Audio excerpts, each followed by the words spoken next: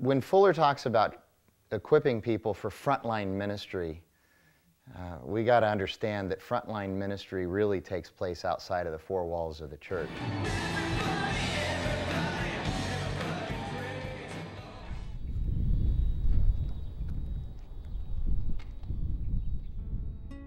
Now we're trying to rediscover God's will for this place and are dreaming again.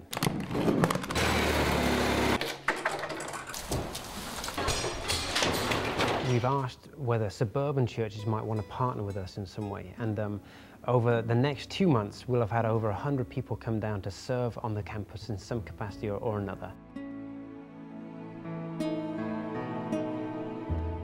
For we are all members of one body. The truth is very difficult for some people. A lady who had been attending walked up to me on a Sunday morning and said, "I would like you to begin visiting my son, writing to and visiting my son, who is in one of the complexes in Florence." I was resistant to this at first, but as I got into it, realized that Fuller had actually trained me for this prison experience. I was scared, I was nervous about it. But about 6 months into that relationship, he wrote me a letter and said, "There are a couple of guys on my run here, and they're talented artists, they're also Christians, and maybe if you wrote them, maybe you could connect with them in some way, and their art could help you tell the story of the gospel through the church somehow." I wrote both of them, Joe and Charlie. Then they both did an art piece for us, and I started visiting them. And so over the last 4.5 years, we have actually become very good friends. Well, you'd fit in you'd fit in really well around here then when you get out, so.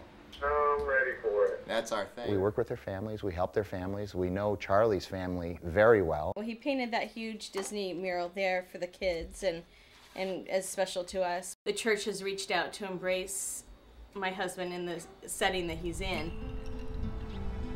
You know, we need that connection to a church, but we didn't have that.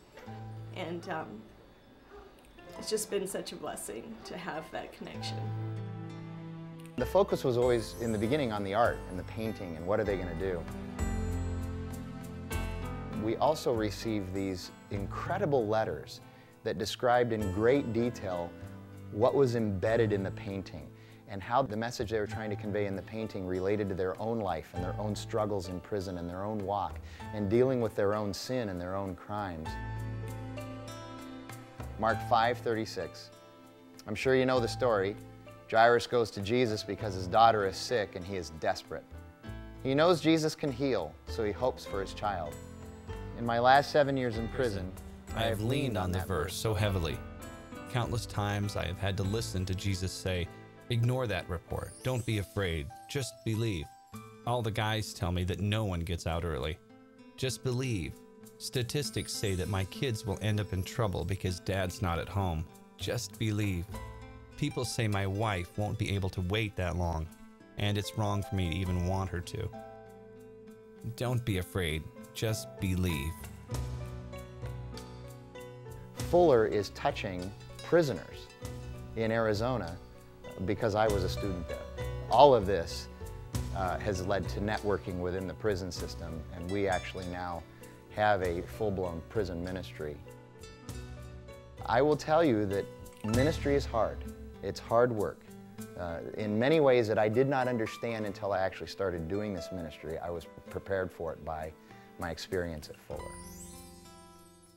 After Chris and I got married, we felt it was time for a new beginning. We'd been based in St. Thomas's Church in Sheffield, which is an Anglican and Baptist church joined together.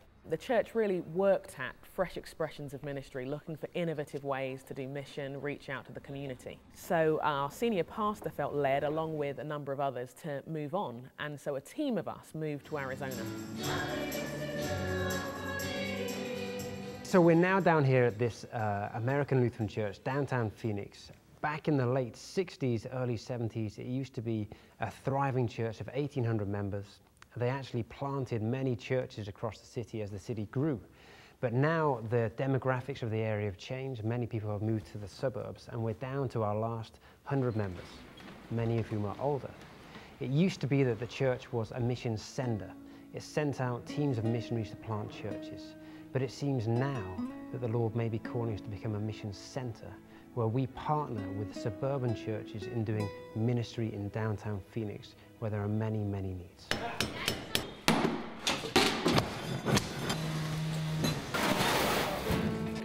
So we find we're here at this place which has this fantastic campus. There's a house on this side of the church and also 5 apartments which are fairly dilapidated.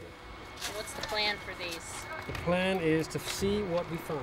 In here, the carpet's looking good, but it could do with a bit of a paint. We have potential with these houses and with these apartments to develop them into a real vital source of ministry for the community.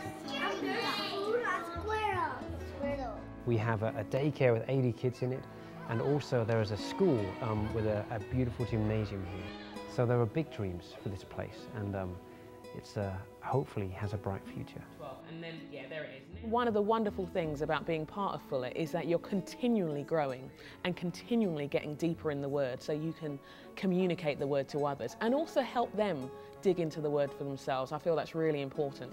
So when I'm leading a Bible study or when I'm preaching, then I want to take everything I've learned. When I'm blogging even, I want to take all the things that I've been taught and share that. I think the gospel is relevant, and I think Fuller helps us make it accessible. It more paralyzed you than it made you think, let's just live for today. We also have Discipleship Academy, where we mentor young adults in life skills. When he passed away, like, I had to move in. I moved back in with my mom, and that was tough. Many young adults fall away from the church after they leave high school.